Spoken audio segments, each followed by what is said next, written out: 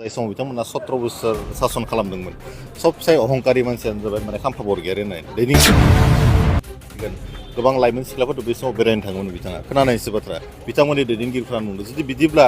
जोंनि दैदेनगिरिफ्रा बिदि एग्जाम्पल जुदि गालाङोब्ला जोंनि फिउचार जेनेरेसन नस्थ' जानो नागिरो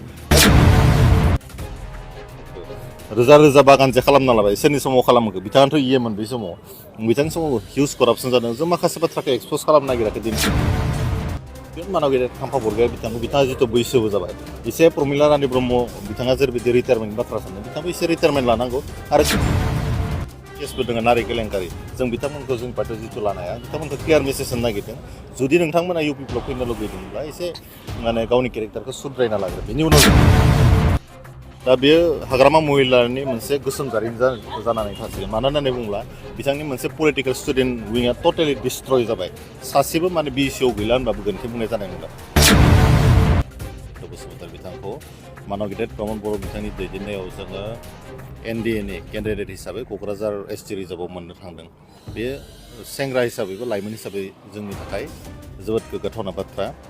बेराफारसेथिं जों लाइमोन हिसाबै जों सानफ्रोमबो लुबैयो जे जोंनि केन्डिडेटफ्रा लाइमोन जानांगौ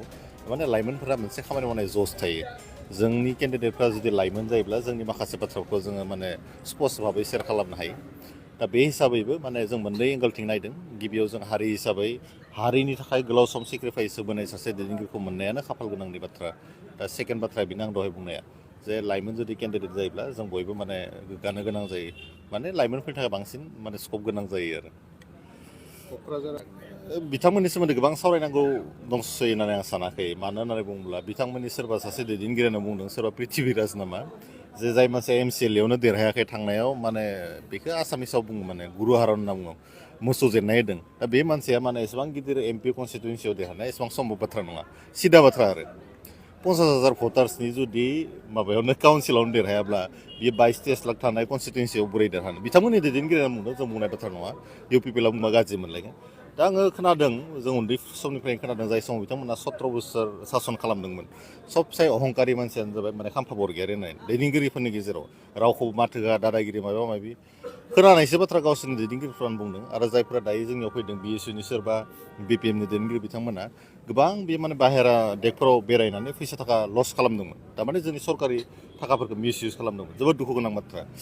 दा गोबां समाव जों खोनानो मोन्दों खोनानायसो बाथ्रा आंखौ बुंदों होननानै बिथाङा दुखु मोनलायगोन गोबां लाइमोन सिख्लाफोरथ' बे समाव बेरायनो थाङोमोन बिथाङा खोनानायसो बाथ्रा बिथांमोननि दैदेनगिरिफ्रा बुंदों जुदि बिदिब्ला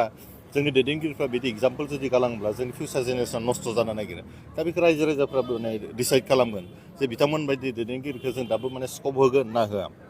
दा बाथ्राया जाबाय बिथाङा जाय समाव पावाराव दंमोन बे समावनो बिथांनि माने जि केरेक्टार बेखौ मानसिफोरा नुबाय जे बेफोरबायदि दैदेनगिरिया जुदि थाबाय थायोब्ला मा जागोन बिथाङा मोनसे समाव फरायसा रेभिनिउनि माने इएमोन बै समाव चन्दन दंफांखौ बै समाव साल दंफांखौ सोर फानखो रोजा रोजा बागान जे खालामना लाबाय सोरनि समाव खालामखो बिथाङाथ' इएमोन बै समाव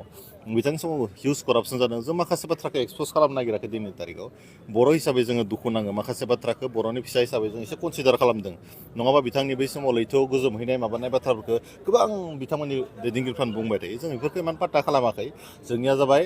जौगानायनि राजखान्थि खालामगासिनो दङ जों खौसेथिनि राजखान्थि खालामगासिनो दङ सुबुं सम्पद माने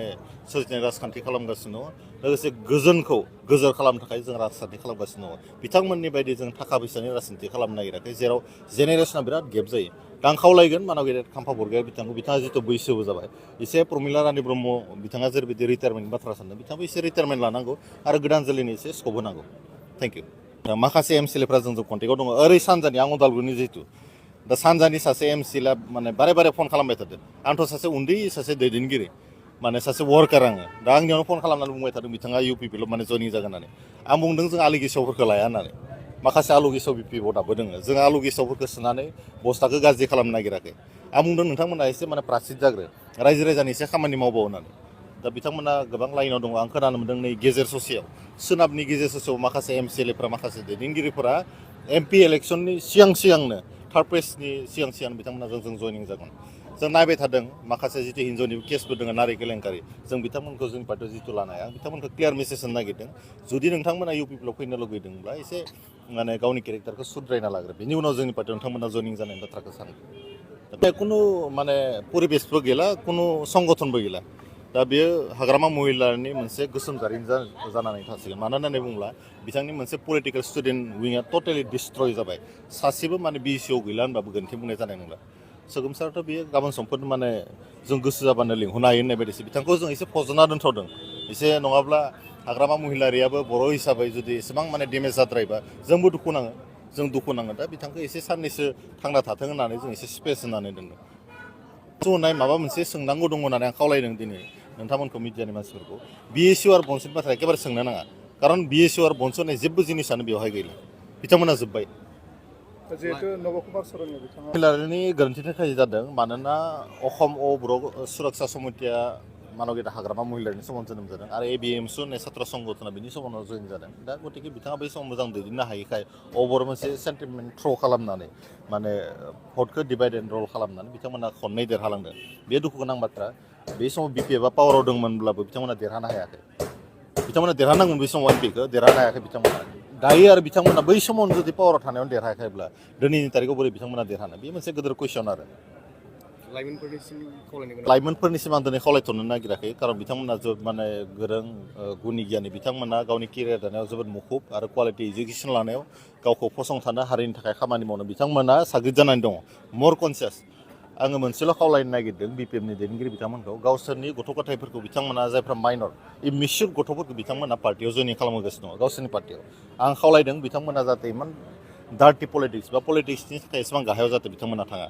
बिथांमोना गावनि गथ' गथायखौ 18 बोसोर जायै सिगाङावनो जाहाथे पलिटिक्सआव सोसना आं गोबां माने भिडिअफोराव फेसबुक पेजफोराव नुदों बिथांमोना जबरदस्ति दा बिथांमोननि गथ' गथाय आंखौ फन खालामनानै बुंगासिनो दङ मा जागोन जों पलिटिक्सआव हाबनो गोसो गैयामोन जोंनि बाबाया जोंनि मामाया जोंखौ माने पलिटिक्सआव सोसनदो होननानै बेसेबांबा दुखुनांथावना बाथ्रा जाय समाव बिथांमोना फरायनांगौ जाय समाव माने